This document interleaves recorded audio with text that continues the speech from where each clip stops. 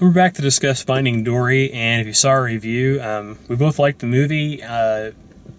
Like I said, my expectations were fairly low before I saw any of the commercials or anything for it, that, they just couldn't come up with an original idea, and so they were going to try and milk some more cash out of Finding Nemo, make a sequel out of a movie that was successful. And the storyline of this movie, Dory suddenly remembers that she has parents and she wants to go find them. That only works for that character. Like, you could only get away with it because it's Dory, and Dory is established as the character that has no memory. So, to have that sort of, the movie begins and it's a flashback to her as, like, the most cute art-designed tiny little fish baby you've ever seen. She's like 60% eyes. The interesting thing about those scenes was when they showed Dory as a little baby fish, she almost looked claymation. Like, to me, she almost looked claymation. I thought that was weird, but it was really cool and added a whole new aspect of it for me. Yeah. But from a story perspective, like, that usually, like, on paper, that's a really cheap way to make a sequel to a movie, is to have a character that we've never heard about before, or a character suddenly remembers something about their past that has never been brought up before, and they've got to go, deal with whatever that was. So you've got all these flashbacks to deal with, and you've got new elements to the character that you have to deal with. But this makes total sense. And then I think it was a great idea that they wisely got them out of the ocean as quickly as possible. They got into the, like, ocean park with Sigourney Weaver. Yeah, Sigourney Weaver's ocean park as quickly as they could. So I think that was smart, and it wasn't just, like, it was cool that they brought the turtles back and they, like, used them to get there quickly and all of that, and that Marlin was the one that remembered that's the way to do it, kind of thing. But they didn't have to go through, like, let's go back to the jellyfish scene. Let's go back to, like, they didn't repeat all that stuff. It was more, they went to the oceanic park.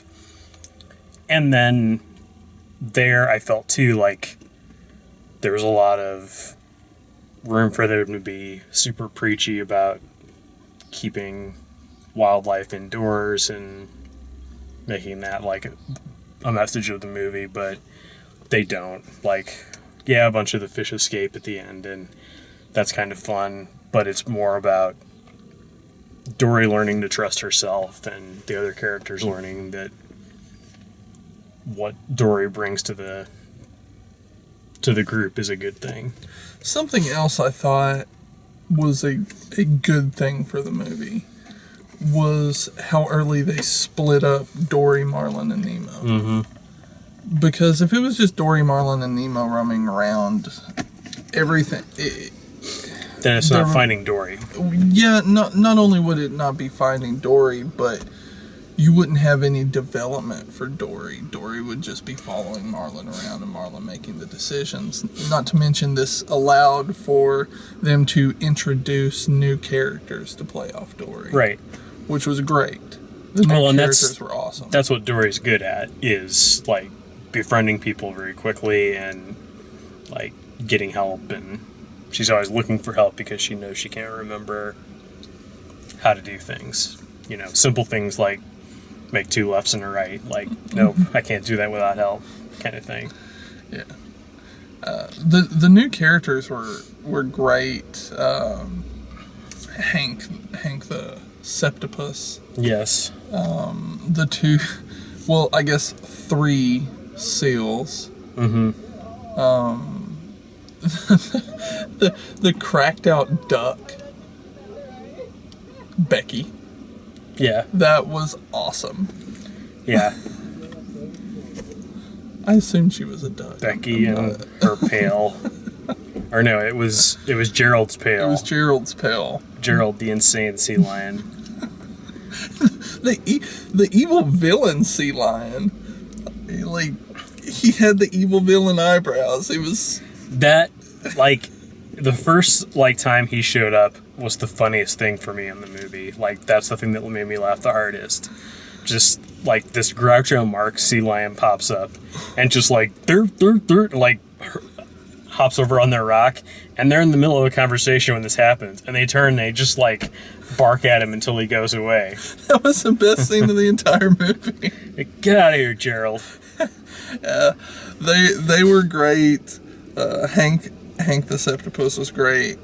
Destiny the whale and the beluga, I can't remember his name, but he was great too, Bentley or something like that. Yeah, he wasn't in very much. They were all interesting, and they all had their little quirks. Yeah, and I'm kind of following up the development of, Dory really does know how to speak whale because she did it before. She talked to her through the pipe, and that's how you get your voice to carry through the pipe. It's not how you talk to whales, but it's how you talk to the specific whale. Yeah. So yeah, those were good touches. And I think they did a good job of balancing between making parts of the story really sad and making it, more of a lighthearted thing as well. Yeah. Because Pixar tends to have really sad openings to their movies, and then they kind of build things up from there, and then there's another, there's the normal end of Act 2 low point, and then it builds back up again, and I felt like they did a good job carrying that with this movie. Yeah, all in all, I really felt the movie was strong.